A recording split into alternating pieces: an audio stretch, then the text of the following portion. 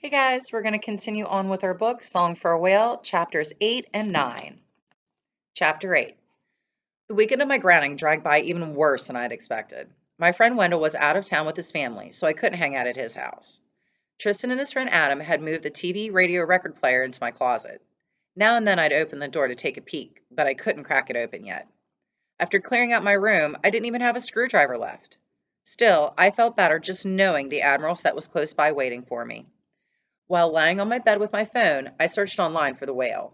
Ever since Miss Amelia had showed us that video in class, I'd been thinking about Blue 55 and the people who tried to tag him with the tracker. I couldn't remember the name of the sanctuary from the video, but it came up after a quick search about Blue 55's tagging.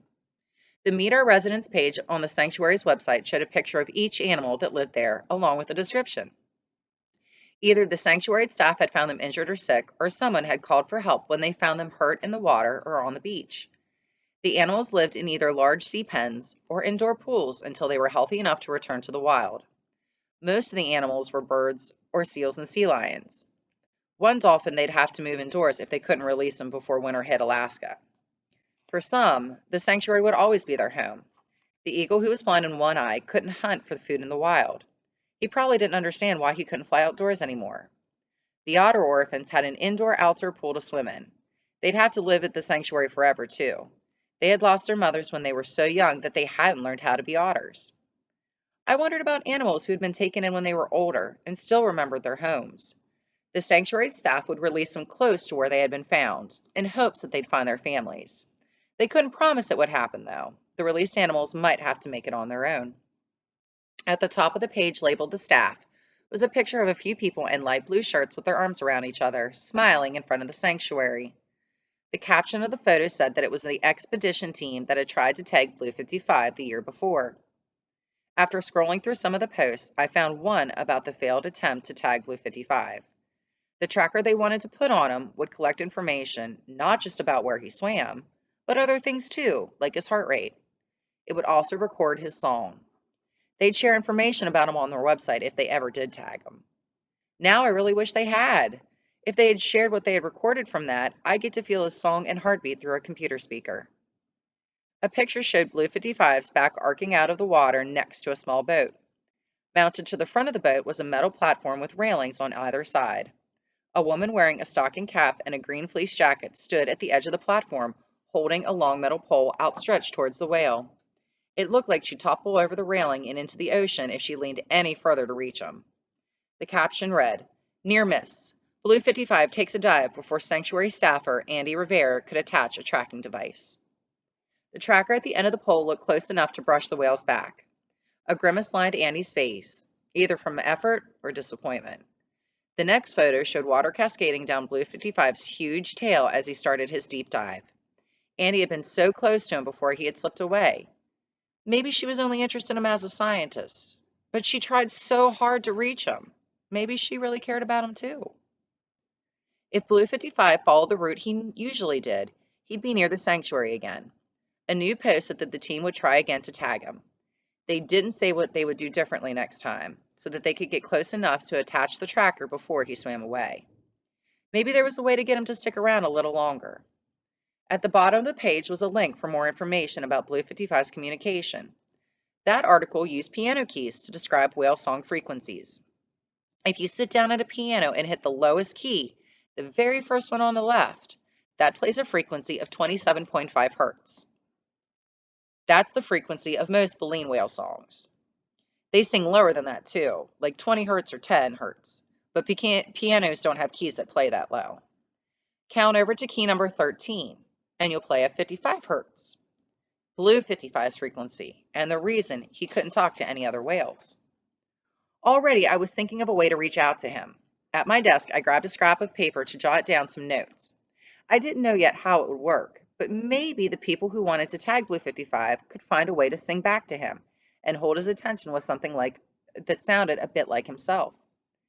As I wrote, a thought came up that crumbled the edges of my plan. Maybe he was like that sea whale on the beach, except he had found a way to survive. On the sanctuary's post about Blue 55's communication, I scanned the comments section to see if anyone wondered the same thing I had. No one had suggested it yet, so I scrolled back up and left a comment. Maybe the whale is deaf. Hmm, that's an interesting theory. All right, chapter 9.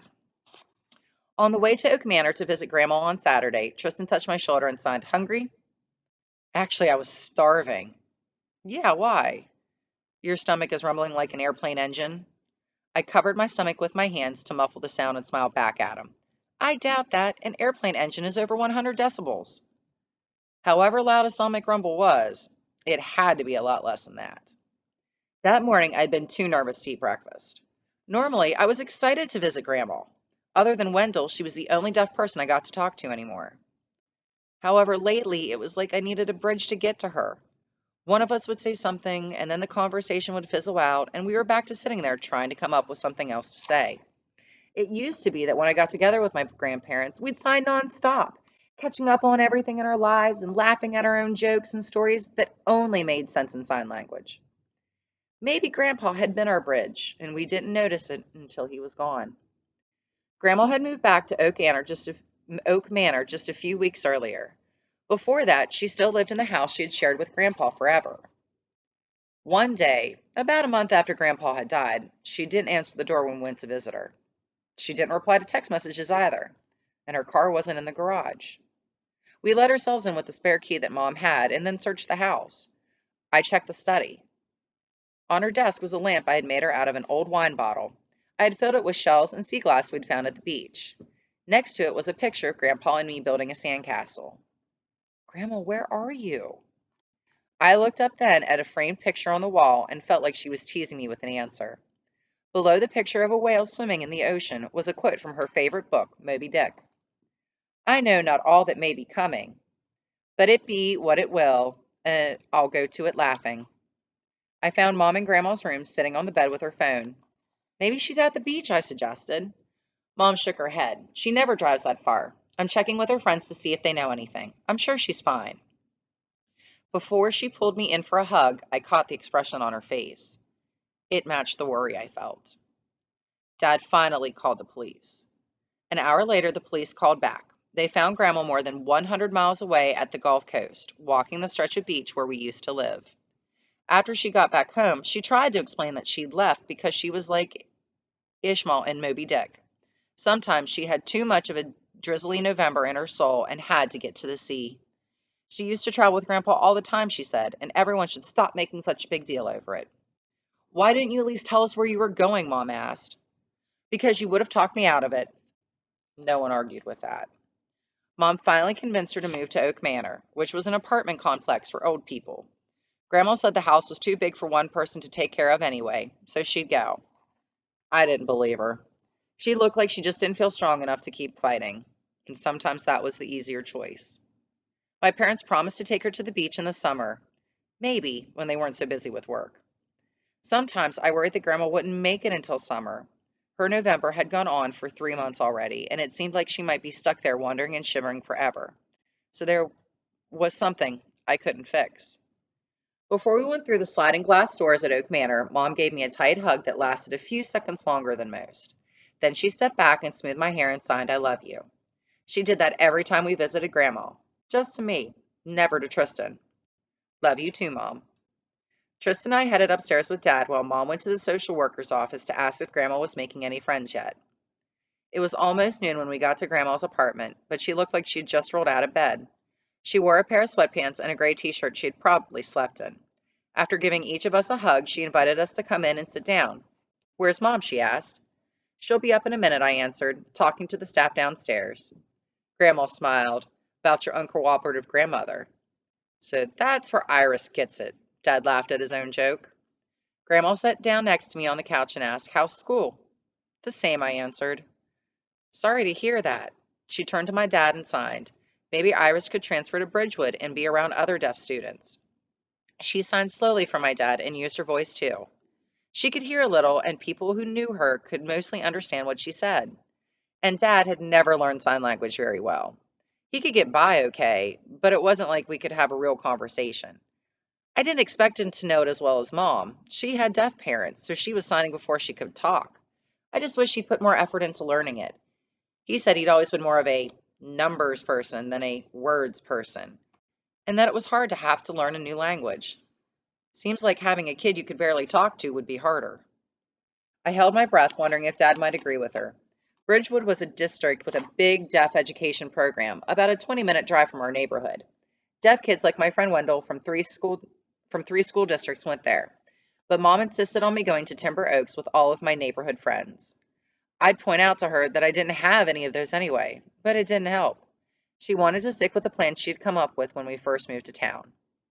Once in a while, Grandma brought up my going to Bridgewood. Maybe Dad would agree with her this time, without Mom there to say I should keep going to school with the same people I had always been with. Dad didn't seem to care much either way. If he thought Grandma had a good idea, maybe he'd mention it to Mom later. Dad said something while throwing a couple of signs like think and ship, and then waved his hand. From what I could piece together from the signs and what I read on his mouth, it was something like, I think that ship has sailed. He used figures of speech all the time, even though most of them didn't make sense in sign language. Usually I could figure out what he meant, like if I read the phrase in a book or if it was one he said a lot. Once in a while, an English expression was similar to one in sign language. Like if you pretend you're pulling hair from your head, that's like the English phrase, by a hair. Usually, they don't match up so nicely.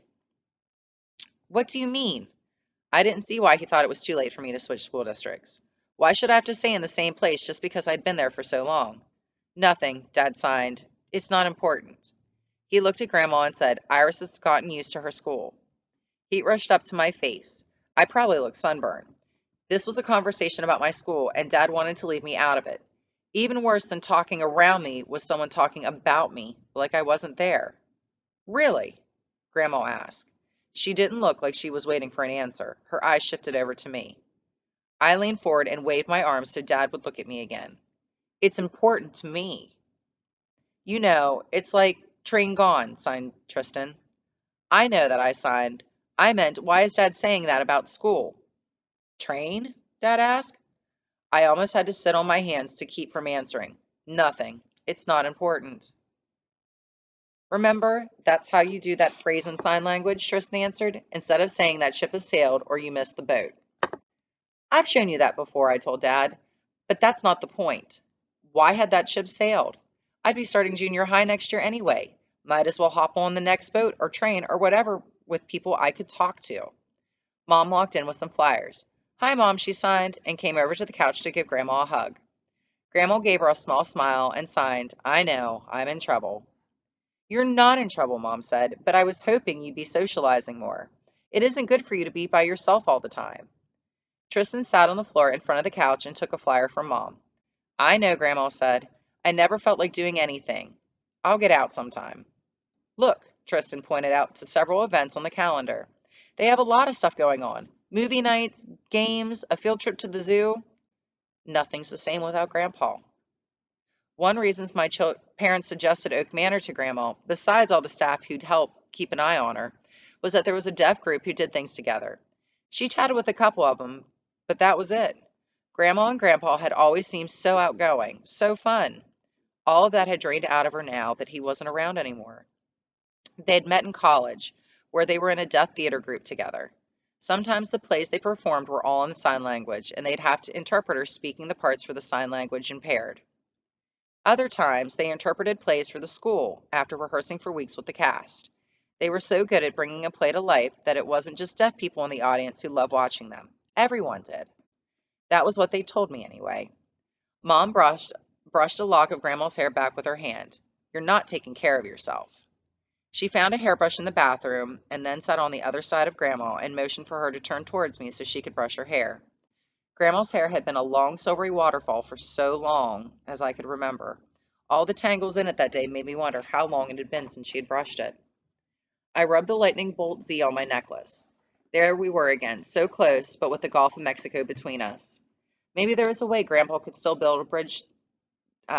Maybe there was a way Grandpa could still bridge us together. Handshake game, I asked. Grandma shook her head. That was Grandpa's thing. And now it'll be our thing. I waited, ready for her to argue back. Okay, what shape? I held up my index fingers. Grandma nodded and motioned for me to start. I looked up and drew the sun in the sky and squinted to show its brightness. Grandma looked up too and then shook her head and put a finger to her lips. There is no sun. Fine. Then it would be nighttime. I showed a star in the sky. Grandma added, "It's the only star." Why couldn't I have picked any other shape, one that wouldn't lend itself to such lonely signs? I wanted to erase everything and then open my hands to show a sky full of stars, but that would break the pattern I started. I'd make it work. I looked up as if I could see it. No, there's a shooting star. I drew its path zapping across the sky. Grandma showed the shooting star traveling further and further away. She pointed to the first star, alone in the sky again. My turn. Two people walked together, side by side. One of them pointed out the star, and they both looked up and smiled. On Grandma's turn, one of those people flew up to the sky to join that star, leaving the other person all alone. I didn't want the game to end that way, leaving a person standing on Earth all alone watching a star, but I couldn't think of what else to add to the story. I lost. And that's chapter 9. So we will continue on next time with a couple more chapters, and I hope you are enjoying, guys. Bye.